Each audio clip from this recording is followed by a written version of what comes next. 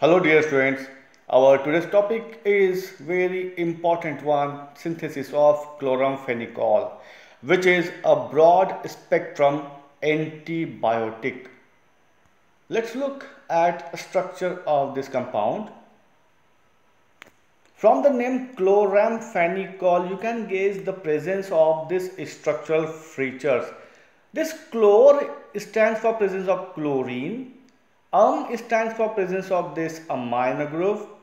Phen stands for presence of this phenyl.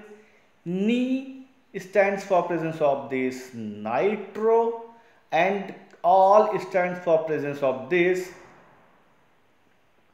alcoholic portion over here. In this way it will become chloramphenicol.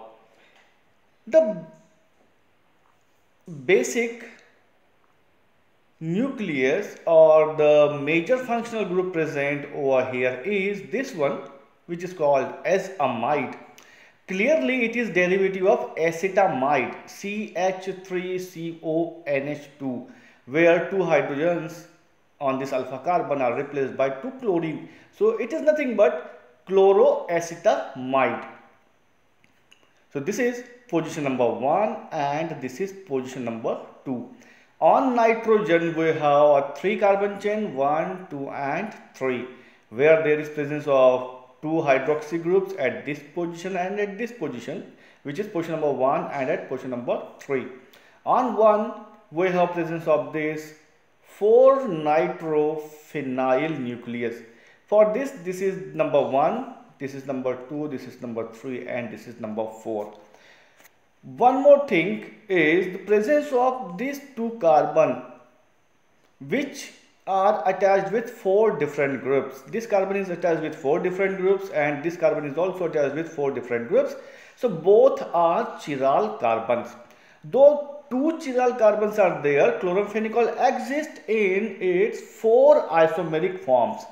The therapeutically effective chloramphenicol has this nomenclature: 2,2-dichloro. As I mentioned earlier that this is carbon number 1 and this is carbon number 2. Our basic nucleus is acetamide. So this is acetamide derivative. On second carbon we have 2 chlorine, so it is 2,2-dichloro. On nitrogen we have this chiral carbon and this chiral carbon. This is carbon number 1, this is carbon number 2. The configuration around these 2 chiral carbon is 1R, 2R. That is the rectus configuration. On position number 1 and 3 we have 2 hydroxy groups, so it is 1,3-dihydroxy. On position number 1 we have this 4-nitrophenyl. This is a 3 carbon chain, so propane, and this chain is attached with this second carbon on this nitrogen, so it is 2-il, and the name of the basic nucleus is acetamide. Next, move on to the therapeutic category. As I mentioned earlier, it is a broad spectrum antibiotic and is widely used against a wide range of the bacterial species. Next, move on to the mechanism of action of this compound. Chloramphenicol is a protein synthesis inhibitor. Actually, chloramphenicol bind with the 50S ribosomal subunit of the bacterial cell and thus inhibit the enzyme peptidyl transferase. As peptidyl is there, that means it helps in peptidation, that is the elongation of the peptide chain and thus formation of the protein molecule. In this way, by inhibition of peptidyl transferase, the protein synthesis is inhibited, and as protein synthesis is inhibited, the growth of the bacteria will be inhibited. That's why chloramphenicol is designated as a bacteriostatic agent. This compound is widely used in treatment of ocular infection like conjunctivitis. Next, move on to the major portion, that is synthesis of this compound. The synthesis starts with this starting material. It is acetophenone and this is position number 4. This is 1, 2, 3 and this is 4. So it is called as 4-nitroacetophenone. This undergoes halogenation in presence of bromine and in presence of a base. one of the alpha hydrogen and one of Br will be released out as HBr, while the other Br will, the bromine atom will then attach on this alpha carbon to give us our next compound, where there is attachment of bromine on the alpha carbon. This compound is called as 4-nitro, this is phenacyl bromide. Now this is very important step. This phenacyl bromide gets converted into its corresponding amine derivative, where this bromine is replaced by this amino group. For this substitution, a special compound is used. Here it is called as hexamethylene tetraamine. You can find it is a tricyclic ring system where there is 6 methylene groups, 1, 2, 3, 4, 5 and 6, and 4 nitrogens are there, so it is called as hexamethylene tetraamine.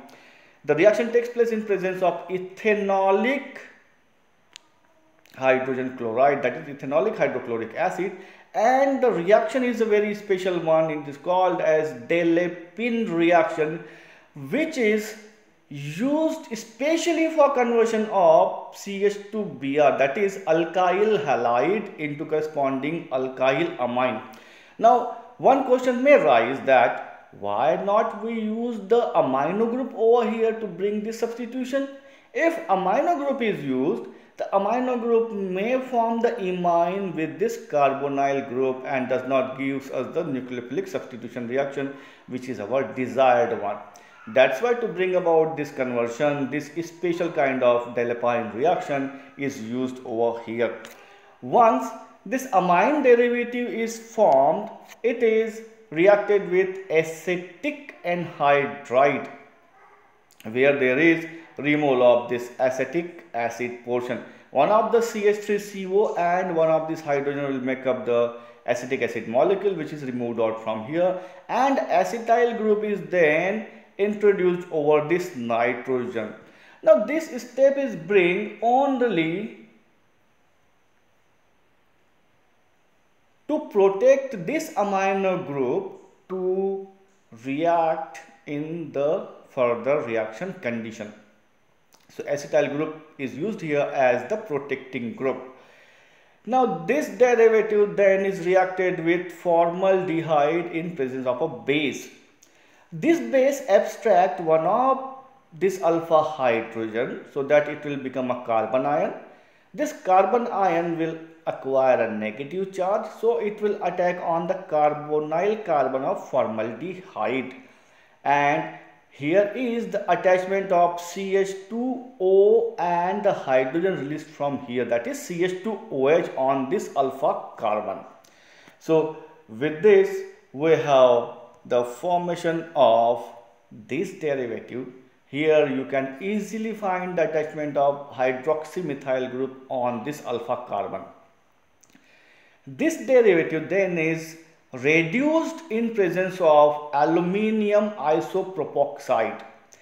The reduction takes place in such a way that one hydrogen goes to this carbon and second hydrogen goes to this oxygen. So reduction of this carbonyl group takes place and this carbonyl is then converted into corresponding alcohol. Here you can view that this carbonyl group is converted to this CHOH. Now it is very important one. You can find that this carbon is attached by hydroxyl group through the alpha bonding. When hydroxyl group is attached, here this will become the chiral carbon also, and in this structure there is presence of two chiral carbon, this one and this two. Now there is presence of this hydroxyl group on the last carbon and there is the hydroxyl group on this carbon. So though the hydroxyl group is on this carbon, that means the racemic mixture so formed may contain the compound containing hydroxyl group on the right side or the compound containing the hydroxyl group on the left side. That's why we will call it the racemic mixture and is designated as capital D and capital L. which is only used to identify the position of the terminal hydroxyl group. It is, that's why this racemic mixture is called as DL and trio. This trio simply tell us that the groups on the chiral carbon are on the same side. You can find that on this chiral carbon the hydroxy group is on this side. On this chiral carbon the acetamide group is also on this side. That means both these groups on the chiral carbon are on the same side. That's why we will call it trio. And it is 2-acetamido-propane 1,3-diol derivative. Now when this compound reacted with